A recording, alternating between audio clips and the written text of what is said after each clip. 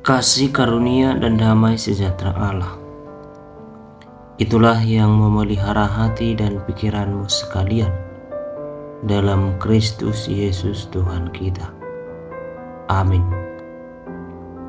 Saudara-saudari, marilah kita mendengarkan firman Tuhan yang terambil dari kitab 2 Korintus pasal yang kelima ayat 15 sampai dengan 17.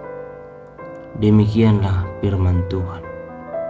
Dan karena Kristus telah mati untuk semua orang, supaya mereka yang hidup tidak lagi hidup untuk dirinya sendiri, tetapi untuk Dia yang telah mati dan telah dibangkitkan untuk mereka. Sebab itu, kami tidak lagi menilai seorang juga pun menurut ukuran manusia. Dan jika kami pernah menilai Kristus menurut ukuran manusia, sekarang kami tidak lagi menilainya dengan demikian. Jadi, siapa yang ada di dalam Kristus, ia adalah ciptaan baru. Yang lama sudah berlalu, sesungguhnya yang baru sudah datang. Demikianlah pembacaan firman Tuhan. Saudara-saudari, pada zaman ini manusia semakin berfokus kepada dirinya sendiri.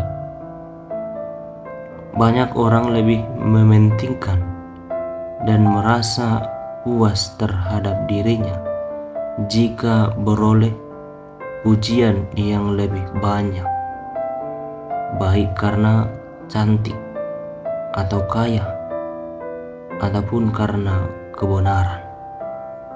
Hal itu terjadi karena manusia terjebak oleh berbagai hal duniawi. Secara tidak sadar, manusia hidup hanya untuk dirinya sendiri. Mereka berusaha mencukupi kebutuhan sendiri dan sedapat mungkin hanya berelasi dengan orang lain untuk sesuatu yang menguntungkan. Demikian juga, perbuatan baik dilakukan karena memberi rasa nyaman untuk dirinya, bukan murni karena kasih, dan pelayanan pun belum tentu murni karena cinta Tuhan, namun untuk membanggakan diri sendiri.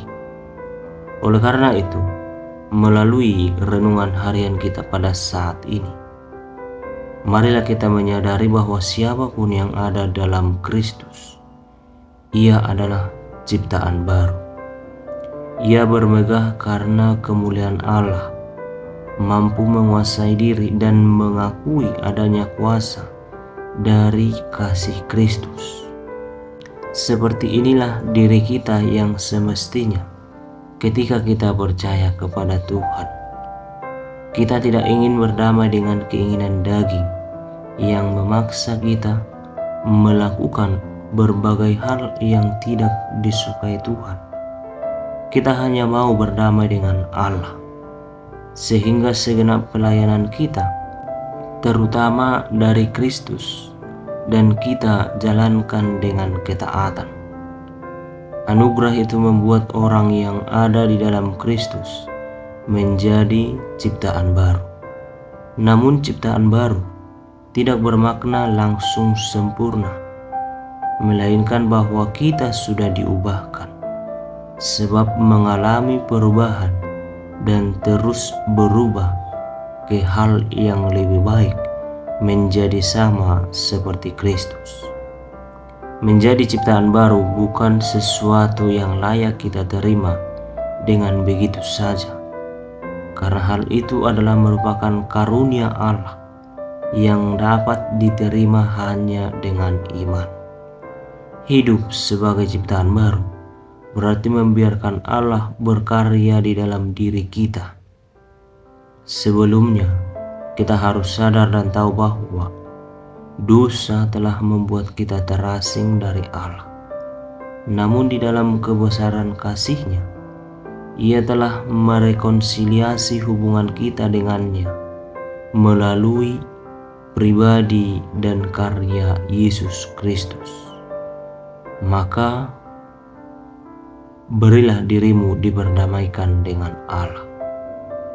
Oleh karena itu, saudara-saudari, marilah kita menghayati kasih Tuhan di dalam hidup kita. Dan marilah kita menjalani hidup dengan senantiasa bertanya mengenai kehendak-Nya terhadap hidup kita. Kita layak bersyukur atas pengorbanan-Nya dan bersungguh-sungguh mempersembahkan hidup kita hanya untuk melayani Tuhan. Demikianlah firman Tuhan. Kiranya kasih setia Allah Bapa, Anak dan Roh Kudus memelihara dan menolong kita. Amin.